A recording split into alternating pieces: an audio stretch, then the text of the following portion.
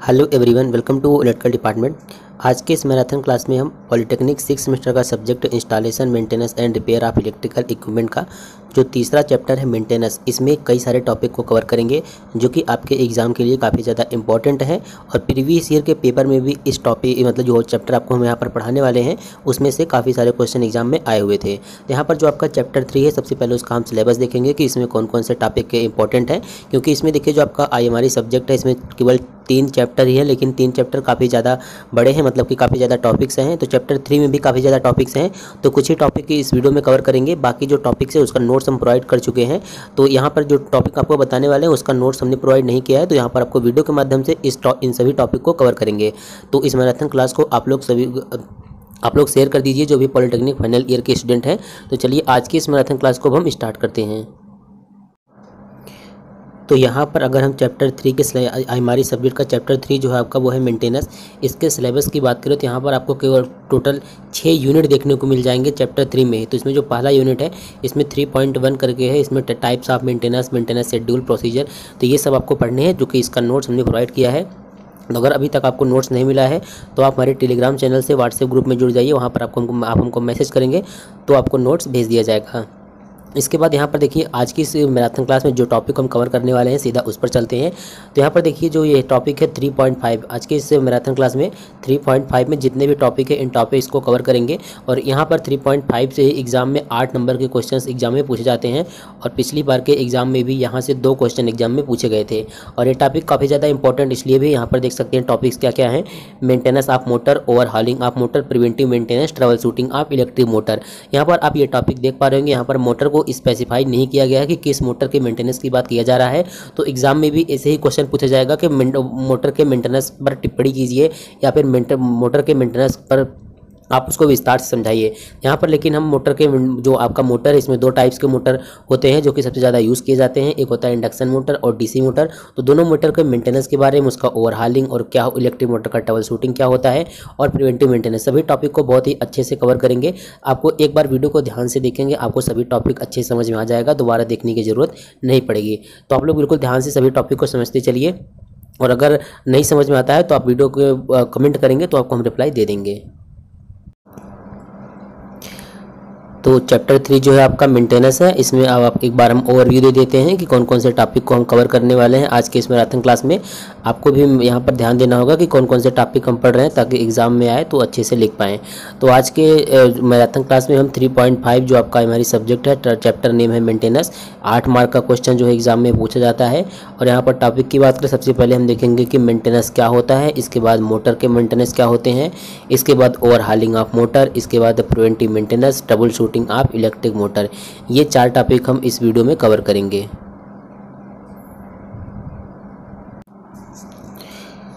तो सबसे पहले हम लोग ये समझ लेते हैं कि मेंटेनेंस क्या होता है। देखिए मेंटेनेंस से मोटर के अलावा कई चीज़ों का मेंटेनेंस किया जाता है, चाहे वो आप घरेलू उपकरण में आपके पास इक्विपमेंट यूज़ कर रहे हों या फिर वो इंडस्ट्री में कोई भी मशीन हो। तो सबसे पहले हमको ये समझ लेना होगा कि मेंटेनेंस होता क्या है, क्योंकि नोट्स तो प्रोवाइड कर दिए लेकिन यहाँ पर हम बेसिक से समझेंगे तो आगे हमको समझने में दिक्कत नहीं होगा। ठीक है, देखिए मेंटेनेंस क्या होता है। तो कोई भी इक्विपमेंट हो गया, कोई भी उपकरण हो गया, उसको सही सलामत चलाने के लिए या ऑपरेट करने के लिए, ताकि वो जो इक्विपमेंट है या उपकरण है अपनी पूरी एफिशिएंसी, पूरी दक्षता से काम कर सके, इसलिए क्या करते हैं हम मेंटेनेंस करते हैं। तो मेंटेनेंस जो होता है एक पहले से तय सूची हम कह सकते हैं कि पहले से निर्धारित होता है कि इतने समय बाद इस चीज़ का मेंटेनेंस, इस चीज़ का हमको देखना है। ठीक है, तो यहाँ पर आप जो हम यहाँ पर लिखें या आप एग्ज़ाम में लिख सकते हैं कि किसी भी उपकरण को सही सलामत चलाने या ऑपरेट करने के लिए, या उपकरण से उसकी पूरी एफिशिएंसी से काम लेने के लिए तय सूची के अनुसार किए जाने वाले काम को ही क्या कहते हैं, मेंटेनेंस कहते हैं।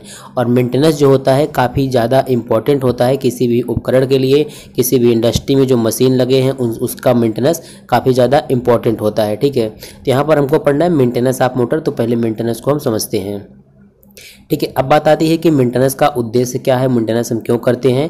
ठीक है, तो मेंटेनेंस का उद्देश्य होता है मशीनों का वो जो आपके मशीन है या उपकरण है उसके उपयोग उत्पादकता में वृद्धि करने का मतलब अगर मशीन ब्रेक डाउन नहीं होगा तो आप जो भी प्रोडक्ट प्रोड्यूस कर रहे हैं उस मशीन से उसकी उत्पादकता में वृद्धि होगी। और अगर मशीन का मेंटेनेंस हम सही समय पर करेंगे तो उसमें जो रिपेयर की कॉस्ट आती है वो रिपेयर की कॉस्ट भी कम आएगी, क्योंकि समय समय पर उसका मेंटेनेंस होता रहता है तो रिपेयर की कॉस्ट कम आती है। लेकिन देखिए जितने भी उपकरण होते हैं सभी का मेंटेनेंस एक जैसा नहीं किया जाता है। ये डिपेंड करता है कि आपका उपकरण किस हिसाब से है और कंपनी मतलब कि किस प्रकार से उसमें इक्विपमेंट लगे हैं, कौन कौन से पार्ट हैं। ठीक है, तो मेंटेनेंस का मेन उद्देश्य यही होता है। अब देखिए मेंटेनेंस का इम्पोर्टेंस क्या क्या होता है। तो मेंटेनेंस देखिए इसलिए भी इम्पोर्टेंट होता है क्योंकि इसके द्वारा सभी इंडस्ट्री की सभी मशीनों तथा इलेक्ट्रिक उपकरणों को क्रियाशील व उपयोगी अवस्था में कार्य करने के लिए हर समय उपलब्ध रखा जा सके। अगर हम टाइम पर मेंटेनेंस करते हैं तो मशीन को किसी भी टाइम हम उसको यूज़ कर सकते हैं जब उसका हम टाइम पे मेंटेनेंस करेंगे। ठीक है, क्योंकि मशीनें इत्यादि के लगातार कार्य करने व चलते रहने के कारण मशीन के गतिशील पार्ट्स व उनके विभिन्न हिस्सों में घिसाव व टूट फूट हो जाता है, तो जिसके कारण मशीन की क्या होती है एक्यूरेसी जो होती है उसकी कम हो जाती है और कभी कभी तो वे चलते हुए भी रुक जाती हैं। तो ये सब कारण न उत्पन्न हो इसलिए हम टाइम पर मशीनों का मेंटेनेंस करते हैं। अब देखिए मशीन आपकी जो है वो हमेशा के लिए ख़राब भी हो सकती है, क्योंकि जिसके कारण कोई दुर्घटना भी हो सकती है जिसमें जान और माल दोनों को हानि पहुंच सकती है, जिसकी वजह से बार बार ब्रेकडाउन होता रहता है। ठीक है, तो थोड़े अंतराल के बाद समय समय पर मशीनों की उचित देखभाल एवं मरम्मत की आवश्यकता होती है। यदि आवश्यकता हो तो खराब मशीनी कंपोनेंट को बदलकर उनके स्थान पर नए कंपोनेंट को लगाया जाता है। तो यहाँ तक आपको समझ में आ गया होगा कि हम मशीनों का या फिर मोटर का मेंटेनेंस क्यों करते हैं, मेंटेनेंस क्यों आवश्यक है और मेंटेनेंस के क्या क्या फ़ायदे हैं। वैसे अगर यहाँ पर हम मेंटेनेंस के फ़ायदे की बात करें तो मेंटेनेंस के काफ़ी ज़्यादा फ़ायदे होते हैं। इससे क्या होता है जो भी आपका मशीन है, इंडस्ट्री में मशीन लगा है उसमें ब्रेकडाउन की समस्या कम आती है और जो भी रिपेयर करने का जो कास्ट आता है वो कम आएगा अगर इसमें टाइम पर मेंटेनेंस किया जाता है। तो अगर हम बात करें मेंटेनेंस की तो मेंटेनेंस काफ़ी ज़्यादा टाइप्स के होते हैं, जैसे कि आपका होता है एक प्रिवेंटिव मेंटेनेंस होता है, फिर एक प्रेडिक्टिव मेंटेनेंस होता है, करेक्टिव मेंटेनेंस होता है, ब्रेकडाउन मेंटेनेंस होता है। ठीक है, तो जो मोटर्स होते हैं ज़्यादातर मोटर्स में ब्रेकडाउन से बचाने के लिए उनका मेंटेनेंस किया जाता है। तो यहाँ पर जो हमने आपको मेंटेनेंस के टाइप्स बताया, preventive maintenance, predictive maintenance, corrective maintenance और ब्रेकडाउन मेंटेनेंस, ये आप चैप्टर के स्टार्ट में ही टॉपिक्स दिया गया है, वहाँ से आप पढ़ेंगे। बाकी इसका वीडियो पहले से हमारे यूट्यूब चैनल पर है तो वहाँ से जाकर आप देख सकते हैं, डिस्क्रिप्शन में हम लिंक प्रोवाइड कर देंगे। अब अगर बात करें यहाँ पर अभी तक हमने समझा कि मेंटेनेंस क्यों करते हैं, मेंटेनेंस क्या होता है। अब अगर यहाँ पर हम बात करें मोटर के मेंटेनेंस की तो देखिए अगर मेंटेनेंस की मोटर को बात करें तो मोटर को जो होता है रेगुलर मेंटेनेंस की आवश्यकता होती है ताकि मोटर के फेलियर से बचा जा सके। अगर हम मोटर का रेगुलर मेंटेनेंस करते हैं तो फेलियर से उससे बचा जा सकता है और उसके लाइफ स्पेन यानी कि समय को इसको बढ़ाया जा सकता है। कहने का मतलब ये है कि मोटर और मोटर्स के पार्ट्स का मेंटेनेंस और टेस्टिंग जो है कम से कम प्रत्येक 6 मंथ पर करना चाहिए। इससे मोटर की लाइफ और इफिशिएंसी बनी रहती है। क्योंकि अलग अलग टाइप्स के मोटर होते हैं तो अलग अलग प्रकार उसमें मेंटेनेंस किया जाता है। किस मोटर का मेंटेनेंस कितने टाइम पर किया जाएगा ये जो मोटर कंपनी बनाती है वहाँ पर उसमें निर्धारित किया जाता है कि इस मोटर का इतने टाइम बाद ये चीज़ यहाँ पर चेक किया जाना है। ठीक है, देखिए मोटर मेंटेनेंस का मतलब होता है कि मोटर को गुड वर्किंग कंडीशन में रखने के लिए की जाने वाली एक्टिविटीज़, यानी कि जो भी एक्टिविटीज़ हम करते हैं ताकि मोटर गुड वर्किंग कंडीशन में रहे उसी को हम बोलते हैं मोटर मेंटेनेंस। मोटर मेंटेनेंस के अंतर्गत हम मोटर के परफॉर्मेंस और उसकी एफिशिएंसी को बनाए रखने के लिए रेगुलर इंस्पेक्शन मतलब कि समय समय पर निरीक्षण करते हैं, मोटर की सफाई करते हैं और उसमें अगर लुब्रिकेशन की आवश्यकता है तो उसमें लुब्रिकेशन भी किया जाता है। अब बात करते हैं कि मोटर के मेंटेनेंस के अंतर्गत कौन कौन से टास्क किए जाते हैं। देखिए motor maintenance typically include the following task. Motor के मेंटेनेंस की बात करें तो यहाँ पर समय समय पर मोटर का इंस्पेक्शन निरीक्षण किया जाता है, क्लीनिंग सफाई की जाती है उसके पार्ट्स की, लुब्रिकेशन की आवश्यकता होती है तो लुब्रिकेशन किया जाता है, इलेक्ट्रिकल कनेक्शन को देखा जाता है कि वो टाइट है कि या नहीं है, उसमें विभिन्न टेस्टिंग किए जाते हैं जैसे इंसुलेशन टेस्टिंग हो गया, ट्रबल शूटिंग यानी कि अगर कोई ख़राबी आती है तो उनका ट्रबल शूटिंग और रिपेयर उसका किया जाता है। और टेम्परेचर की मॉनिटरिंग की जाती है, यानी कि मोटर का जो टेम्परेचर है ओवरहीट तो नहीं हो गया, ये सारी चीज़ें। अगर ओवरहीट हो गया तो उसको कूलिंग की व्यवस्था करते हैं। तो ये सारी चीज़ें क्या होता है, एक मोटर के मेंटेनेंस के दौरान ये टास्क परफॉर्म किए जाते हैं। यहाँ पर हमने हेडिंग बताया है, आप हेडिंग पर भी और बना कर लिख सकते हैं।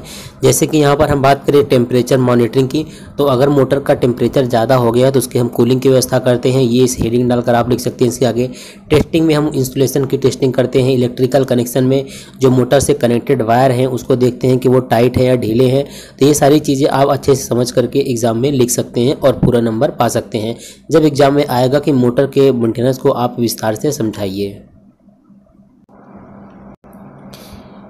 इसके बाद देखिए, मोटर का मेंटेनेंस का मतलब होता है कि उसकी अच्छे से देखभाल और सही तरीके से रक्षा करना, यानी कि प्रोटेक्शन प्रदान करना है उसको, ताकि मोटर की लाइफ स्पैन जो है वो बढ़ सके। इसके अलावा मोटर का मेंटेनेंस से उसकी परफॉर्मेंस और दक्षता बनी रहती है।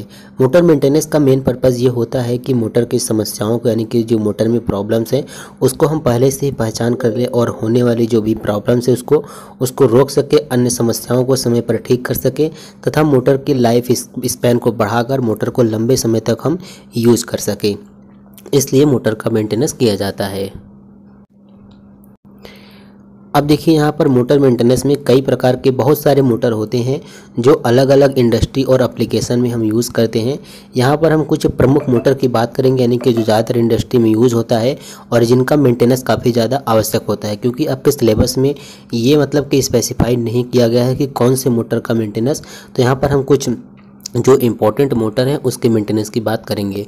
यहाँ पर अगर हम कुछ इंपॉर्टेंट मोटर की बात करें तो ज़्यादातर इंडक्शन मोटर होता है, डीसी मशीन हो गया, स्टेपर मोटर हो गया, सर्वो मोटर होता है और इलेक्ट्रिक मोटर होता है, जो कि ज़्यादा यूज़ किए जाते हैं और इनका मेंटेनेंस काफ़ी ज़्यादा ज़रूरी होता है। तो चलिए अब हम देखते हैं कि इंडक्शन मोटर का मेंटेनेंस क्या होता है और इसका मेंटेनेंस कैसे करते हैं। तो देखिए, अगर बात करें हम इंडक्शन मोटर के मेंटेनेंस की, तो देखिए बिना प्रॉपर मेंटेनेंस शेड्यूल आपके पास मेंटेनेंस कैसे करेंगे। मेंटेनेंस करने के लिए एक शेड्यूल होना चाहिए कि यानी कि डेली मेंटेनेंस में क्या क्या चीज़ें चेक करना चाहिए, 6 महीने बाद क्या क्या चीज़ें चेक करना चाहिए, ये होता है आपका मेंटेनेंस शेड्यूल। इसे बोलते हैं मेंटेनेंस शेड्यूल। तो बिना प्रॉपर मेंटेनेंस शेड्यूल के मोटर में कुछ खराबी आने पर इसका रिपेयर अधिक एक्सपेंसिव हो सकता है और हो सकता है कि नए पार्ट्स लगाने की ज़रूरत पड़े। इसलिए प्रॉपर मेंटेनेंस शेड्यूल की आवश्यकता होती है। हालांकि मेंटेनेंस करने का मतलब ये नहीं है कि इस बात की यह गारंटी नहीं लेते हैं कि मोटर में कोई ट्रबल नहीं होगा, मतलब मोटर में कोई प्रॉब्लम नहीं होगा। मेंटेनेंस करने का मतलब ये नहीं है कि मोटर में कभी भी कोई प्रॉब्लम नहीं होगा, लेकिन यह क्या करता है, मेंटेनेंस करने पर मोटर में जो भी प्रॉब्लम होती है उसको आप लिमिट में रख सकते हैं। ठीक है, उसको लिमिट में रख सकते हैं, यानी कि जो भी प्रॉब्लम होगी आप तुरंत उसको सही कर पाएंगे।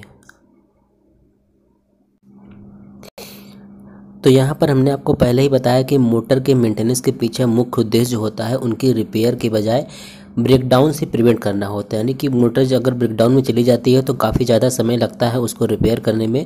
तो मोटर के मेंटेनेंस का मेन उद्देश्य होता है उसको हम ब्रेकडाउन से उसको सुरक्षित कर सकें।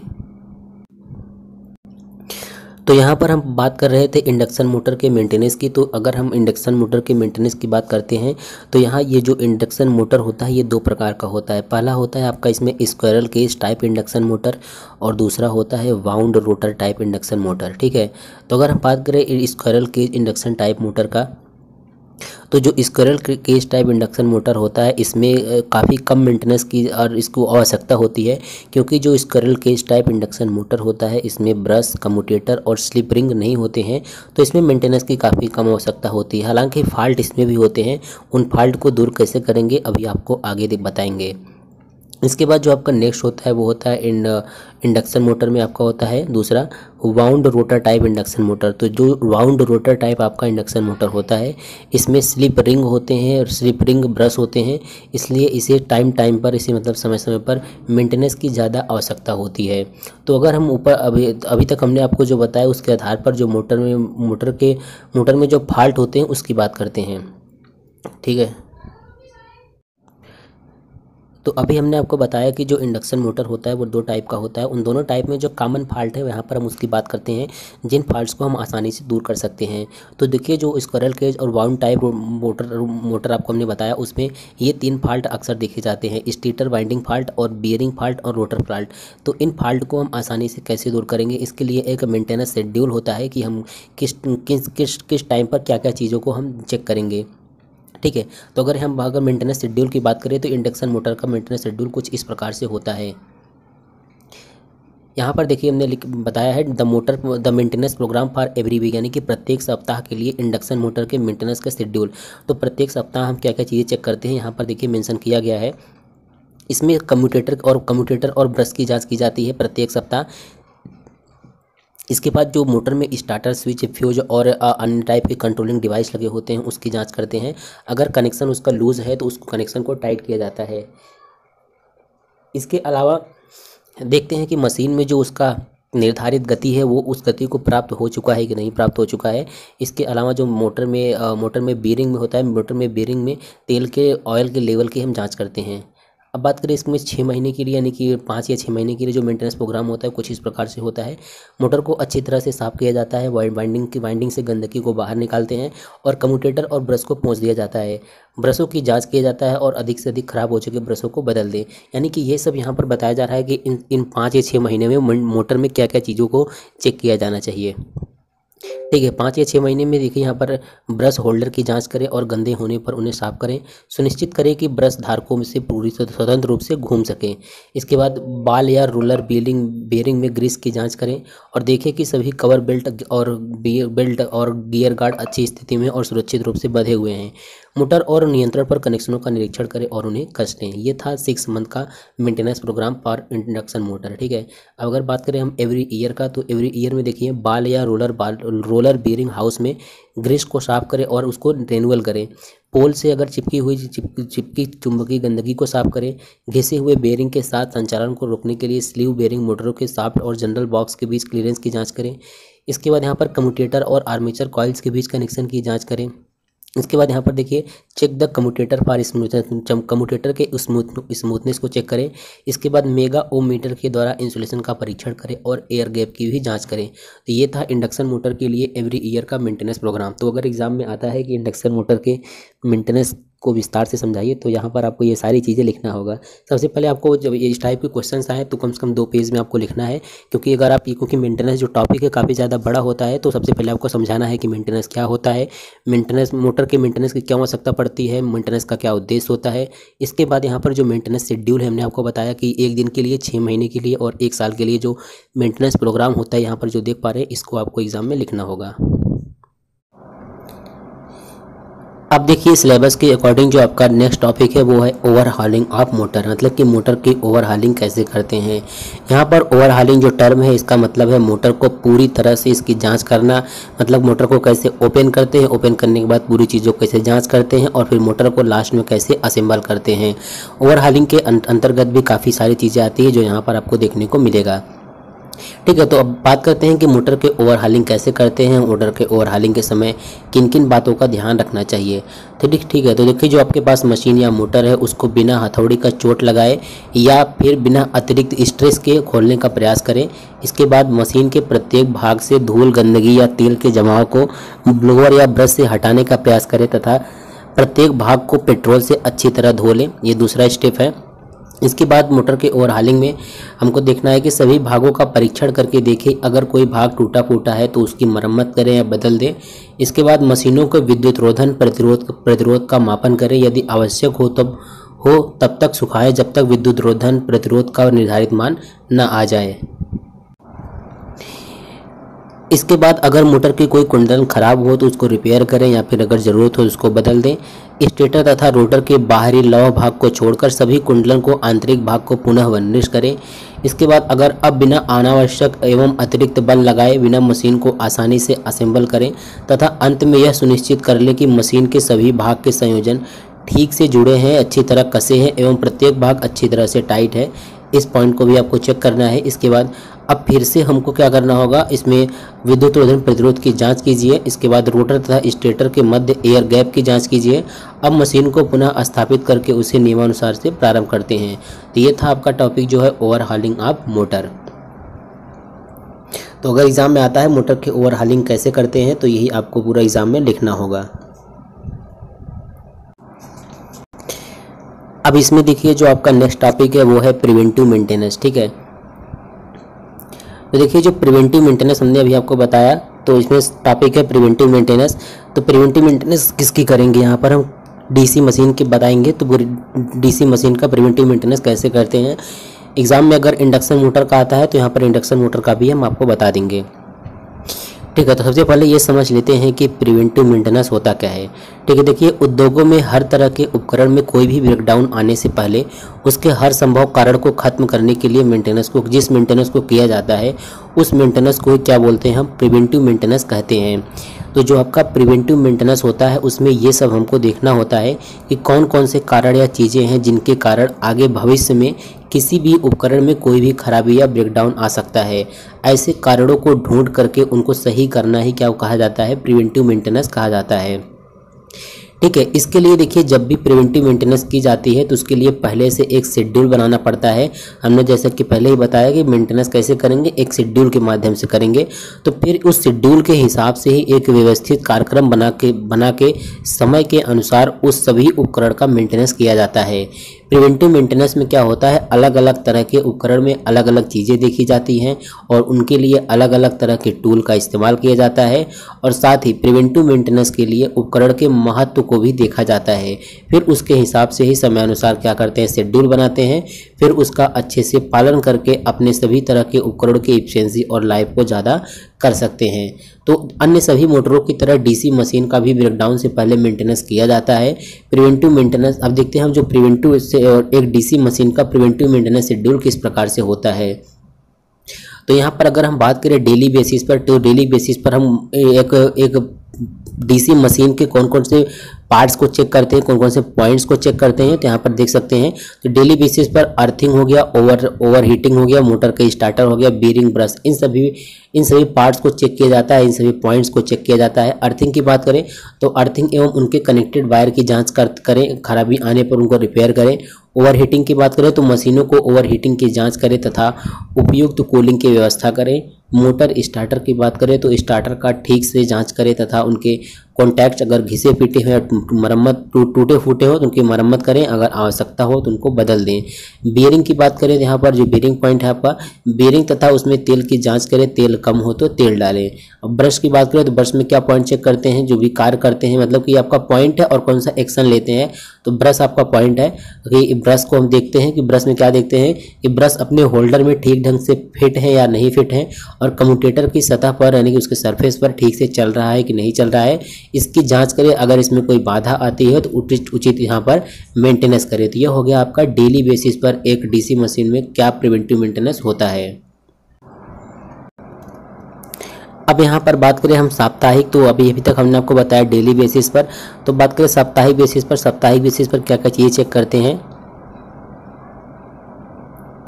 देखिए साप्ताहिक बेसिस पर हम उसका आधार यानी कि बेस और सिरा प्लेटें चेक करते हैं, टर्मिनल संयोजन को चेक किया जाता है और वायु अंतराल को। अगर आधार एवं सिरा प्लेटें की बात करें तो मशीन के आधार प्लेटों के नट बोल्ट की जांच करते हैं। अगर नट बोल्ट ढीले हैं तो उनको कस दिया जाता है सॉरी, अगर नट बोल्ट उनके ढीले हैं तो उनको कस दिया जाता है। नेक्स्ट पॉइंट है आपका टर्मिनल संयोजन। तो टर्मिनल संयोजनों की जांच करें, यदि खराबी हो तो उचित मरम्मत, जैसे टर्मिनल की ध्रुवता यानी कि टर्मिनल के पोल, अगर टर्मिनल के पॉइंट्स लूज हैं तो उनको हम कस देते हैं। एयर गैप की बात करें तो आर्मेचर और स्टेटर के मध्य हम एयर गैप की जांच करते हैं और अगर में सुधार की आवश्यकता होती है तो उसमें सुधार किया जाता है।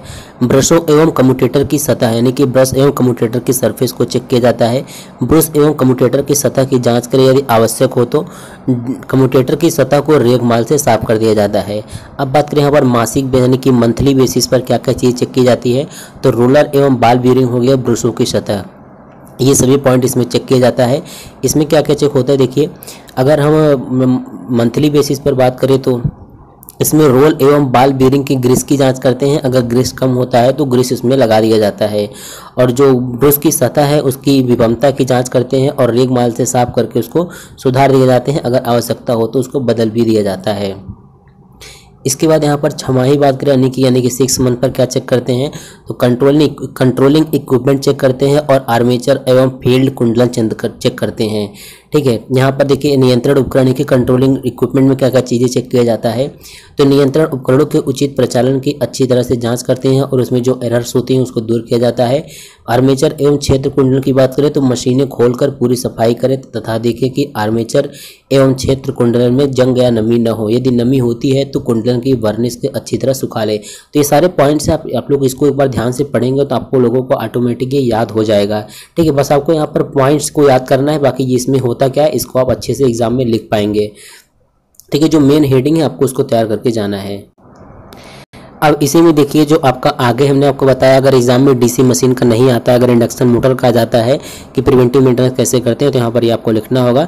यहाँ पर ये काफ़ी ज़्यादा बड़ा है, बिल्कुल ईजी है कि दैनिक क्या चेक करते हैं। दैनिक जैसे यहाँ पर दिया गया है कि उसका अर्थिंग चेक करते हैं, मोटर की कुंडली चेक करते हैं, मोटर के स्टार्टर। तो ये सभी पॉइंट आप लोग देख लीजिएगा। इसको हम अपने टेलीग्राम चैनल या व्हाट्सएप ग्रुप में सेंड कर देंगे।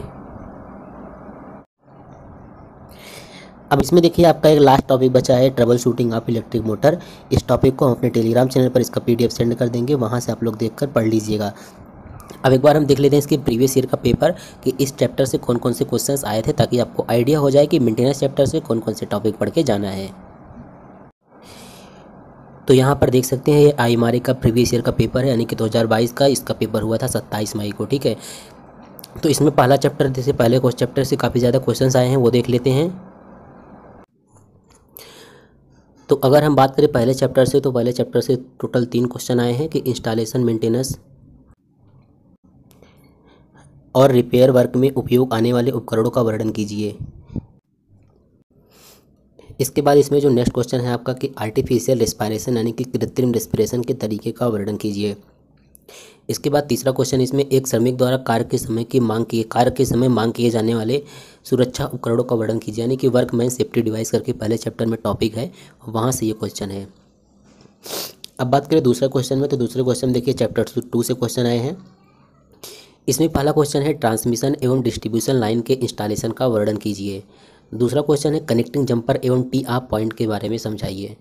तीसरा क्वेश्चन है ट्रांसफार्मर के तेल का परीक्षण, यानी कि ट्रांसफार्मर ऑयल टेस्ट कैसे करेंगे, इसके सभी परीक्षण समझाइए।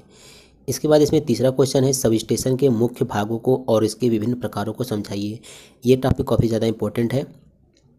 इसके बाद अंडरग्राउंड केबल के हैंडलिंग के में प्रयोग होने वाले उपकरण का वर्णन कीजिए। इसके बाद विद्युत मोटर एवं जनरेटर का परीक्षण कैसे करते हैं, कृपया बताएं। इसके बाद चौथा है इसमें ST-LT सर्किट ब्रेकर एवं अर्थिंग सिस्टम के बारे में आप क्या जानते हैं, वर्णन कीजिए। ये तीसरे टॉपिक में क्वेश्चन था। तो चौथे क्वेश्चन की बात करें तो यहाँ पर चौथे में भी 4 क्वेश्चन है। चौथे में देखिए सबसे पहले आ गया है कि मेंटेनेंस से आप क्या समझते हैं, मेंटेनेंस कितने प्रकार के होते हैं। दूसरा क्वेश्चन है कि मोटरों के रखरखाव, अभी हमने जो आपको बताया कि मोटर के मेंटेनेंस वही रखरखाव मतलब मेंटेनेंस, तो इसमें आपको पूरा वर्णन करने के लिए दिया है, 4 नंबर का क्वेश्चन है। तीसरा क्वेश्चन है कि घरेलू संस्थापना यानी कि डोमेस्टिक इंस्टॉलेशन के संबंध में निम्नलिखित का वर्णन कीजिए। अवरोधक और यहाँ पर निरंतरता या खुला परिपथ। पांचवा क्वेश्चन है ग्रिड सब स्टेशन, या कि जो चैप्टर 3 से है, ग्रिड सब स्टेशन के रखरखाव का वर्णन कीजिए। इसके बाद जो नेक्स्ट क्वेश्चन इसमें देखिए दूसरा क्वेश्चन है ट्रांसमिशन एवं डिस्ट्रीब्यूशन वितरण प्रणाली का मेंटेनेंस कैसे किया जाता है। ये टॉपिक भी हम आपको अपने चैनल पर पढ़ा चुके हैं, आप लोग देख सकते हैं। तीसरा क्वेश्चन इसमें डिस्ट्रीब्यूशन ट्रांसफार्मर के मेंटेनेंस का वर्णन कीजिए। तो चैप्टर 3 काफ़ी ज़्यादा इंपॉर्टेंट है। यहाँ पर अगर हम काउंट करें तो 15 नंबर इधर से और 5 नंबर इधर से, 20 नंबर, और फिर ये भी उसी से है 25, तो टोटल 25 नंबर के क्वेश्चन आपके चैप्टर 3 से आए हैं। ठीक है, तो आप समझ सकते हैं अगर चैप्टर 3 भी अच्छे से तैयार कर लेंगे तो आप पास मार्किंग तो गेन कर ही लेंगे। ठीक है, तो नेक्स्ट मैराथन क्लास जो है आपको देखने को मिल जाएगा जल्दी। व्हाट्सएप ग्रुप आप लोग ज्वाइन कर लीजिए, वहाँ पर जो भी इंपॉर्टेंट क्वेश्चन होता है PDF होता है प्रोवाइड कर देते हैं। बाकी आप लोग वीडियो को ज़्यादा से ज़्यादा शेयर कीजिए ताकि हम एग्ज़ाम के एक दिन पहले भी रिवीजन क्लास लेकर आ सकें। अब हम मिलते हैं नेक्स्ट क्लास में।